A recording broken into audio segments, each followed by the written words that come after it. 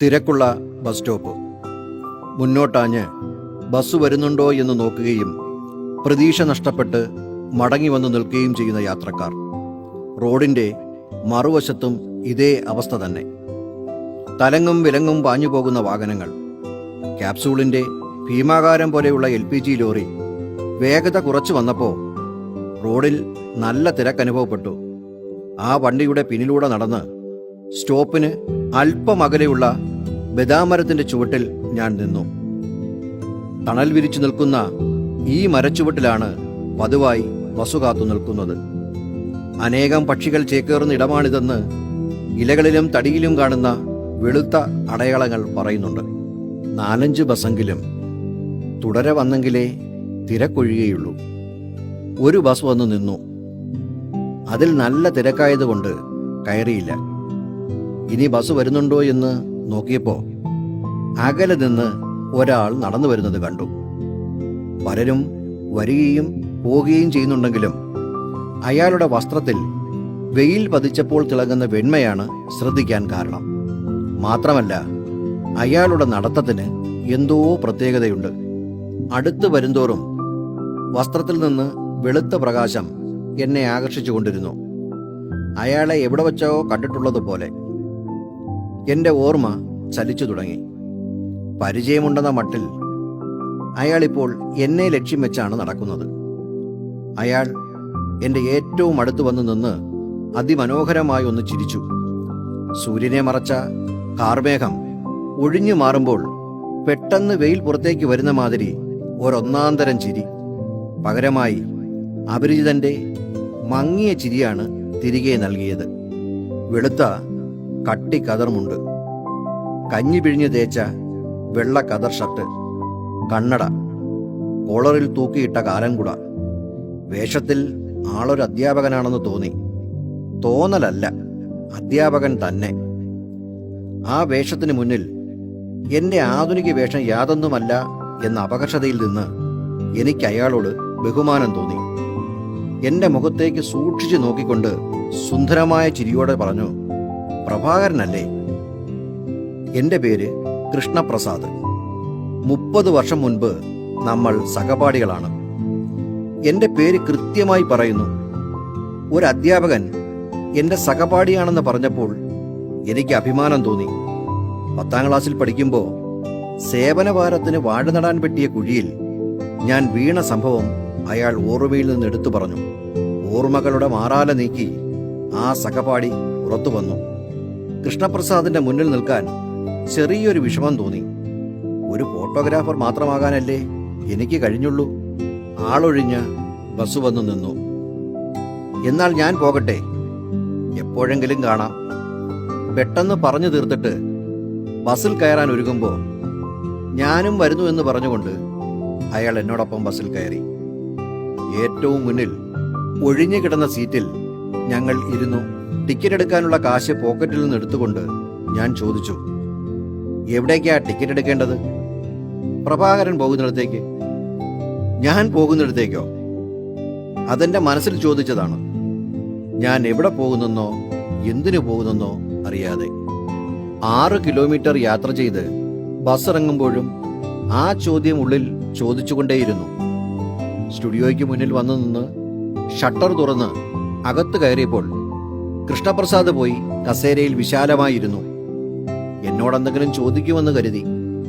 മൊത്തത്തിൽ കണ്ണോടിക്കുന്നത് കണ്ടപ്പോൾ ഞാൻ പറഞ്ഞു, 20 വർഷമായി ഈ സ്റ്റുഡിയോ നടത്തുകയാ. പ്രതികരണം ഒന്നും ഉണ്ടായില്ല. വളരെ പെട്ടെന്ന് മുറി തുറന്ന് വൃത്തിയാക്കിയിട്ട് ഞാൻ ചോദിച്ചു, രാവിലെ വല്ലതും കഴിച്ചോ? ഇല്ല. എങ്കിൽ വാ, നമുക്ക് വല്ലതും കഴിക്കാം. പറഞ്ഞു തീരും മുമ്പ് കൃഷ്ണപ്രസാദ് എഴുന്നേറ്റു. ഞങ്ങൾ അടുത്ത ചായക്കടയിലേക്ക് പോയി. പ്രഭാത ഭക്ഷണം കഴിക്കാൻ ഒത്തിരി പേരുണ്ട്. അവർക്കിടയിലിരുന്ന് ഞങ്ങൾ അപ്പം കഴിച്ചു. എന്നേക്കാൾ മുന്നേ കൃഷ്ണപ്രസാദ് കഴിച്ചു കഴിഞ്ഞു. 2 അപ്പം കൂടി പറയട്ടെ എന്ന് ചോദിക്കാൻ തുടങ്ങുമ്പോഴേക്കും അയാൾ ചായക്കടക്കാരനോട് ആവശ്യപ്പെട്ടു കഴിഞ്ഞു. ഇടയ്ക്കിടെ ശ്രദ്ധിച്ചപ്പോൾ വേഗത്തിലാണ് അയാൾ കഴിക്കുന്നത്. ചായ പൈസ കൊടുത്തിട്ട് സ്റ്റുഡിയോയിലേക്ക് മടങ്ങുമ്പോൾ അയാൾ പറഞ്ഞു, നല്ല അപ്പമായിരുന്നു.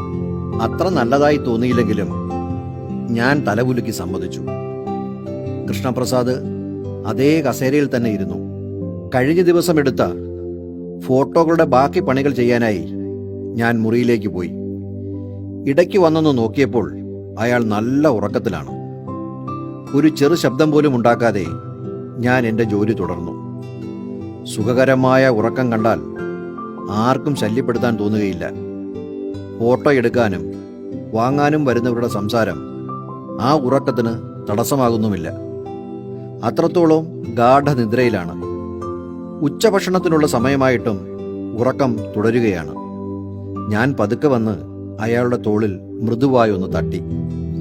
സാവകാശം കണ്ണു തുറന്നപ്പോൾ ഞാൻ പറഞ്ഞു, നമുക്ക് ഭക്ഷണം കഴിക്കാൻ പോകാം. ശരിയാകട്ടെ. ഞങ്ങൾ പുറത്തിറങ്ങി.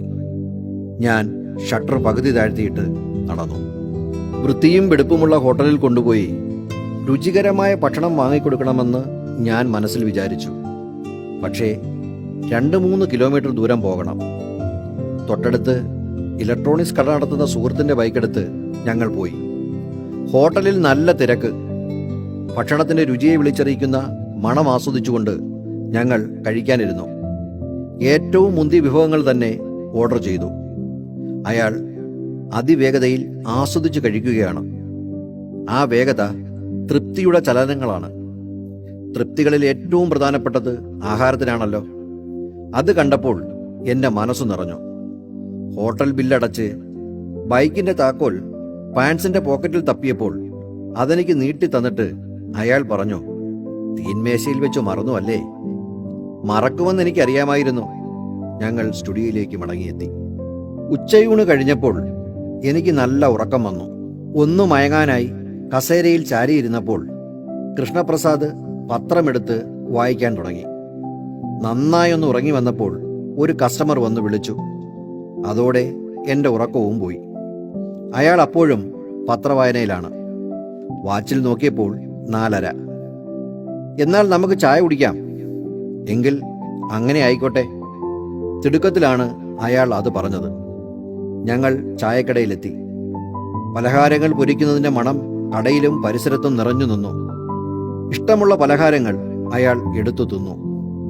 എണ്ണപ്പലഹാരങ്ങൾ അത്ര താല്പര്യമില്ലാത്തതിനാൽ ഞാൻ അതിൽ നിന്ന് ഒഴിവായി. ചായപ്പൈസ കൊടുത്തിട്ട് ഞങ്ങൾ മടങ്ങിയെത്തി. കൃഷ്ണപ്രസാദ് കസേരയിലിരുന്നു. കസ്റ്റമേഴ്സ് വന്നു പോകുന്നതിനിടയിൽ എൻ്റെ ജോലികൾ തുടർന്നുകൊണ്ടേയിരുന്നു. സമയം 7 മണിയോടടുക്കുന്നു. ഈ സമയത്താണ് സ്റ്റുഡിയോ അടയ്ക്കുന്നത്.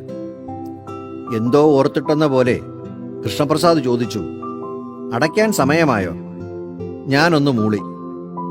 എല്ലാം ഒന്ന് ഒതുക്കി വച്ചിട്ട് ഞാൻ പറഞ്ഞു, എന്നാൽ അടയ്ക്കാം അല്ലേ? അയാൾ തലകുലുക്കി. ഞങ്ങൾ പുറത്തിറങ്ങി ഷട്ടർ ഇട്ടപ്പോൾ ഒരു ബൈക്ക് വന്നു നിന്നു. 2-3 ദിവസം മുമ്പ് റിപ്പയർ ചെയ്യാൻ കൊടുത്ത ബൈക്കുമായി മെക്കാനിക്ക് വന്നതാണ്. ഇപ്പോൾ അതൊരു ഉപകാരമായി മാറുകയും ചെയ്തു. വണ്ടി ഓടിച്ചു പോകുന്നതിനിടയിൽ ഞാൻ ചോദിച്ചു, എവിടെയാ ഇറങ്ങേണ്ടത്? രാവിലെ നമ്മൾ കണ്ടുമുട്ടിയില്ലേ, അവിടെ തന്നെ. അവിടെ എത്തിയപ്പോൾ റോഡരികിൽ തെരുവ് വിളക്കിന്റെ വെളിച്ചത്തിൽ വണ്ടി നിർത്തി. കൃഷ്ണപ്രസാദ് വണ്ടിയിൽ നിന്നിറങ്ങി. ഞാൻ ബൈക്കിൽ തന്നെ ഇരുന്നു. ഞങ്ങൾ രണ്ടുപേരും ഒരു നിമിഷം നിശബ്ദരായി നിന്നു. ആ നിശബ്ദതയിൽ പരസ്പരം ചോദിക്കേണ്ട ഒട്ടേറെ ചോദ്യങ്ങളും ഉത്തരങ്ങളും ലയിച്ചിരുന്നു. ഇന്ന് അവധിയായിരുന്നോ? ഔപചാരികമായി ഞാൻ ചോദിച്ചു. എന്തിൻ്റെ അവധി? എനിക്കെന്നും അവധിയാ. പ്രഭാകരന്റെ ചോദ്യത്തിൽ എല്ലാമുണ്ട്. ഇന്ന് പ്രഭാകരൻ എനിക്ക് നൽകിയത് പ്രഭാകരന്റെ ഒരു ദിവസമാണ്. അയാൾ മുകളിലേക്ക് നോക്കി എന്തോ ആലോചിച്ചു നിന്നു. പ്രഭാകരൻ എന്നെക്കുറിച്ച് എന്തൊക്കെയോ വലുതായി ധരിച്ചു വച്ചിരിക്കുന്നു. പ്രഭാകര, ഞാൻ തനിച്ചാണ്. ജീവിത സാഹചര്യങ്ങൾ എൻ്റെ പ്രതീക്ഷകളെല്ലാം നഷ്ടപ്പെടുത്തി. നിഷ്ക്രിയനാക്കപ്പെട്ട ഏകാന്ത പതികൻ. എൻ്റെ ഈ അവസ്ഥ ഒരു ന്യായീകരണമൊന്നുമല്ല. ഏതെങ്കിലും ഒരു സുഹൃത്തിനെ കാണാൻ ഇറങ്ങിയതാണ് ഞാൻ. അതിൻ്റെ ഉദ്ദേശം എന്താണെന്ന് ഇപ്പോൾ പ്രഭാകരന് മനസ്സിലായി കാണും. അയാൾ പറഞ്ഞു നിർത്തിയപ്പോൾ എൻ്റെ കണ്ണുകളിൽ ചെറിയ നനവ് പടർന്നു. അപ്പോഴും അയാളുടെ മുഖത്ത് ആ മനോഹരമായ ചിരി അതുപോലെ വിടർന്നു നിന്നു.